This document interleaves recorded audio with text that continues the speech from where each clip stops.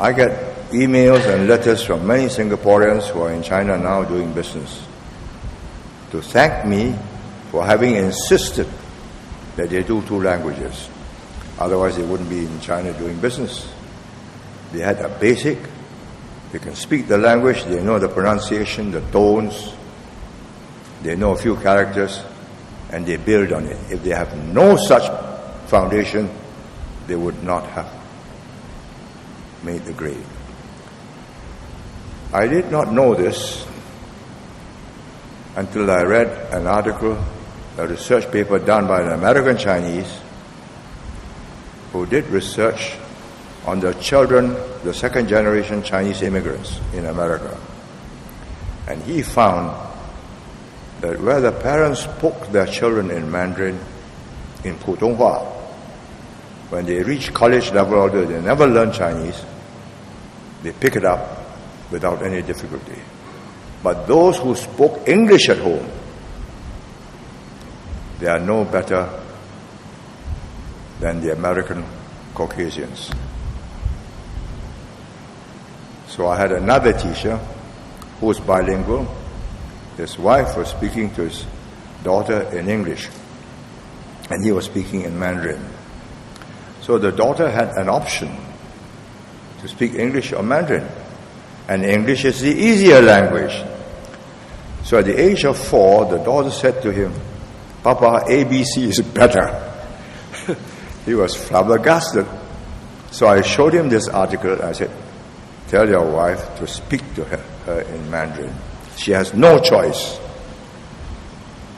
The wife was a teacher of English, but had been through our schools and could speak Mandarin. Not very well, but enough for daily conversation. Because the child heard nothing but Mandarin, no choice in English, she picked it up. Today, she's in Nanyang Xiaoxue, doing well in both languages. Father told me, daughter came along, says, "I want that pillow." Father said, "You speak to me in Mandarin and I'll get you the pillow." So he went to see her mother or the grandmother and says, "枕头." So he said, 我要那个枕头. So he said, "Here you are." My children are 3 of them are totally bilingual. They made the mistake at home. Their wives are also bilingual, but they made the mistake of speaking English at home. So my grandchildren are not fluent in Mandarin. They can speak it, but they don't like to speak it. So I speak to them in Mandarin, they answer me in English. So my first advice to all parents, if you can speak Mandarin, speak it. Don't worry about the English. They will learn it because English is so much easier. Chinese is monosyllabic, is tonal. And the same word with the same tone can have multiple characters. And you combine 2, the meaning changes. It's a complicated language. And there is no spelling. You look at the characters, it's like learning. You want to learn Chinese to read the newspaper, you have to learn 3,000 logos. Mercedes-Benz, Daimler, Hyundai, Toyota. Of course, there's some order and logic, radicals on the left side, and so on. So if you don't know a word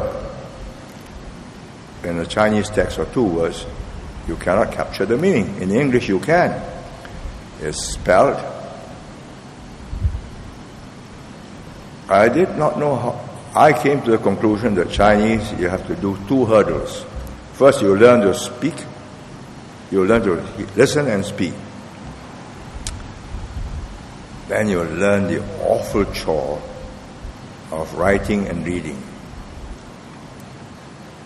Now, writing now, I've told your education department, cut it off. Let them use Microsoft Pinyin.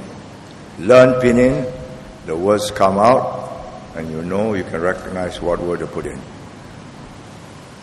And my 4 PhD interlocutors Sometimes I ask them to write the word, they say, oh, Wangla. They take the dictionary. Because they are no longer writing it. They are also using pinyin. So why insist on the children learning something they will not use later on in life? Just learn this character, you have to write it this way. That's enough. But you've got to recognize the difference between this stroke, that stroke, etc.